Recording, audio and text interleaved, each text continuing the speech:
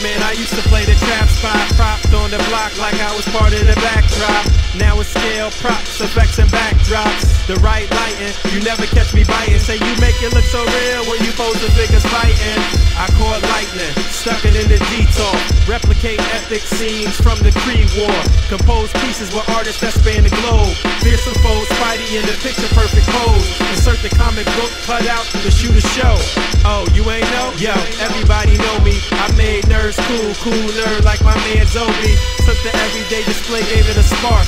Welcome to articulated comic book art. That's crispy. Take a really quick look at the packaging. Marvel Legends logo, the Hasbro logo down here. Deadliest Foes. Back of the packaging. This was the 9 figures in this particular wave. 3 of them were running changes. This figure, Boomerang, was the running change for Beetle. They both came with number 5, which was the left leg to complete the Ultimate Green Goblin. Taking a closer look at the figure.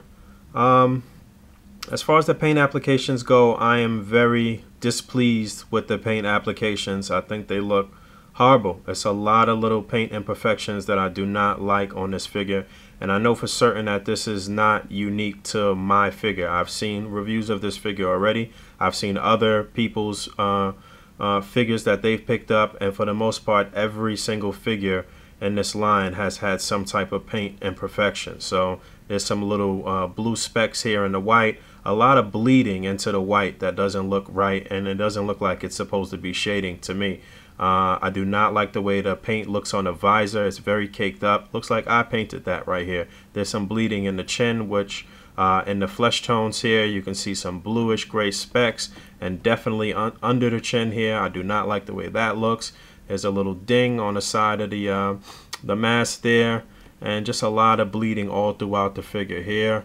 Across the waistline, another little scuff, some more black marks in the back here. And then the other thing that really ticks me off is that out of the package, the figure is very loose. Look at the head bobbing about and the upper chest moving. I do not like that. I'm not happy with the way that came out. So as far as articulation goes, this particular mold is the Bucky Cat mold. That was the first figure that Hasbro used this newer mold for. And so this mold is forever known as the Bucky Cat mold. It is a very good mold as far as articulation goes. Gives you a nice range of motion all throughout the figure. I'll go over the articulation really quick, but most of you already know. The head is on a ball joint. The head can actually pop off. So if you do get a chance to customize a unmasked Boomerang head or something like that, then you can. So it gets a nice range of motion. As you saw a minute ago, it's kind of loose, but it does look down pretty far, and it does also look up pretty far. It does do a full 360. You get a ball joint at the shoulder that can do a full 360. You get a upper bicep swivel. You get double jointed elbows, although the elbow is kind of hindered by the glove, so you can't actually get the full range of motion, but it's there. You get a wrist swivel as well as a hinge, so that's cool, and that joint actually seems to be pretty tight.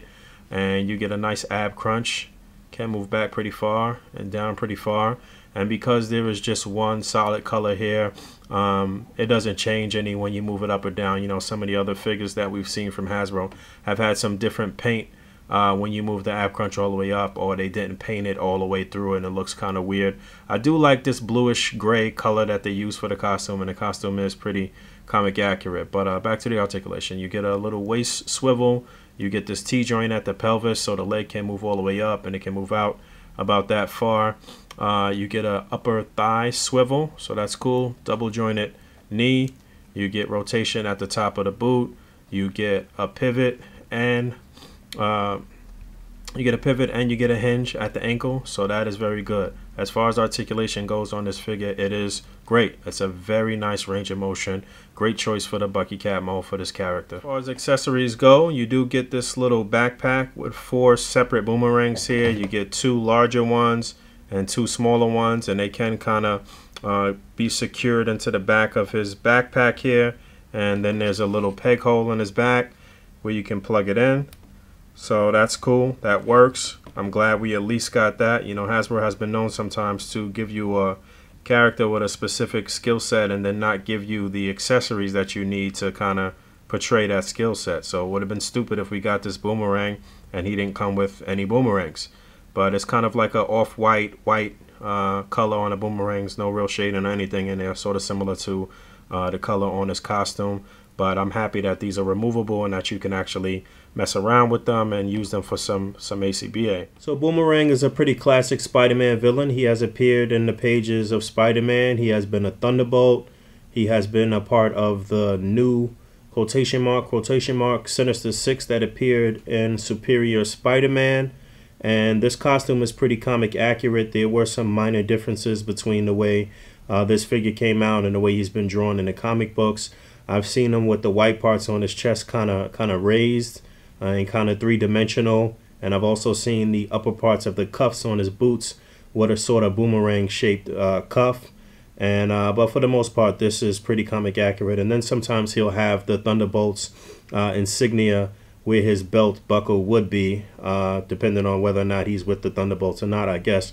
I think he's been a part of the Thunderbolts program a couple of times, you know, just like a career criminal, a felonious dude that's in and out. He's been in and out of that program. But is the figure crap? No. Is the figure phenomenal? No. But it falls somewhere in between. And as far as A.C.B.A. goes, it's a great figure. It has great articulation. You could get him into some very nice dynamic poses.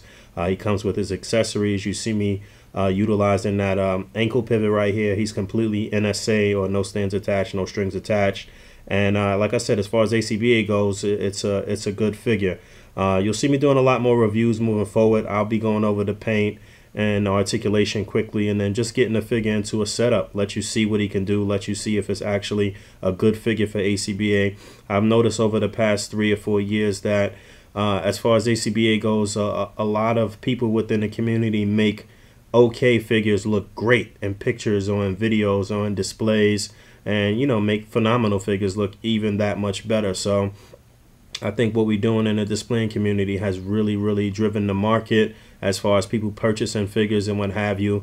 And it's kind of to the point right now where A.C.B.A. helps sell so many figures that are not even really that great. So but you know, I'm rambling. Like I said, I'll be doing more reviews moving forward. It'll be a little less traditional, a little different, and it'll be catered towards A.C.B.A. and towards displaying. So look out for that. Thanks for viewing. Don't forget to rate, comment, and subscribe. And I'll see you guys in the next review. Peace.